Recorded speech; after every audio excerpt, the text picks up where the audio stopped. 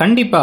கதிர் and ராஜியுடைய வாழ்க்கையில ஏதாச்சும் ஒரு திருப்பங்கள கொண்டு வரது தான் கதைய இன்ட்ரஸ்டிங் ஆக்கும் அப்படிங்கிறத முடிவு பண்ணி தான் இந்த ஒரு புது திருப்பத்த கொண்டு வந்திருக்காங்க. அதாவது என்னன்னா, சுபான்னு ஒரு கதாபாத்திரத்த இன்ட்ரோடியூஸ் பண்ணி, அந்த சுபாவ வந்து இவர் வந்து மதுரை வரைக்கும் கூட்டு போறாரு. கூட்டு போகும்பொழுது வந்து அவர் நடுவுலயே வந்து ஒரு சந்தேகப்படுறாரு. அவங்கள பாதியிலே வீட்ல திருப்பி இறக்கி விட்டுறலாம்னு முடிவு பண்றாரு. அப்ப ஏதோ பிரச்சனை நடக்குது.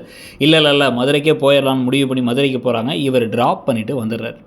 வந்ததுக்கு பிறகு அந்த பொண்ணு எங்கே இருக்காங்கிற ஆள் இல்லை, அரவம் இல்லைங்கிறதுனால அந்த பொண்ணோட அப்பா டிரைவராக கூட்டு போனது இவர் தான், இவர் மேலே சந்தேகமாக இருக்குன்னு சொல்லிட்டு போலீஸில் கம்ப்ளைண்ட் பண்ண, பொண்ணை கடத்திட்டார் இவர் தான் அப்படின்னு சொல்லி வீடு புகுந்து இப்போ வந்து கதிரை அரெஸ்ட் பண்ணிட்டு போகிறாங்க. ரோடெல்லாம் வந்து ஒரே அழுக தரதரன்னு சட்டக்காலரை பிடிச்சி எடுத்துகிட்டு போக பாண்டியன் அப்படியே துடிச்சு போயிடுறாரு.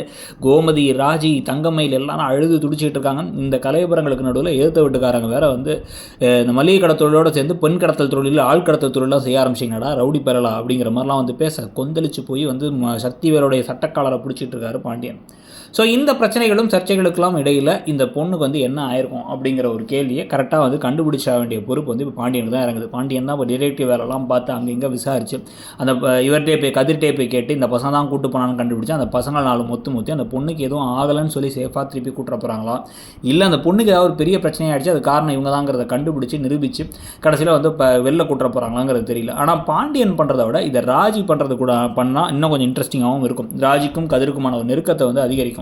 இது கதிர், ராஜி, சுபா அப்படின்னு ஒரு முக்கோண காதல் கதையாக இல்லாமல் அந்த சுபாவை ஒரு சும்மா இந்த ஒரு சீக்வன்ஸுக்காக மட்டும் தான் கொண்டு வந்தாங்க, இதுக்கப்புறம் அவங்க அந்த கதையில் இருக்க மாட்டாங்கங்கிற மாதிரி வந்து முடிச்சுட்டு இதை ராஜி ஏன்னா கண்டுபிடிச்சி தன்னுடைய ஏற்கனவே ஒரு இவங்கெல்லாம் ஜெயிலில் இருந்தபோது வந்து அவங்க தான் வந்து அவங்க அண்ணன் மேலே கேஸ் கொடுத்தாங்க. அந்த மாதிரி இப்பயும் சூப்பராக ட்விஸ்ட் வச்சாங்கன்னா நல்லாயிருக்கும். உங்களுக்கு என்ன தோணுது?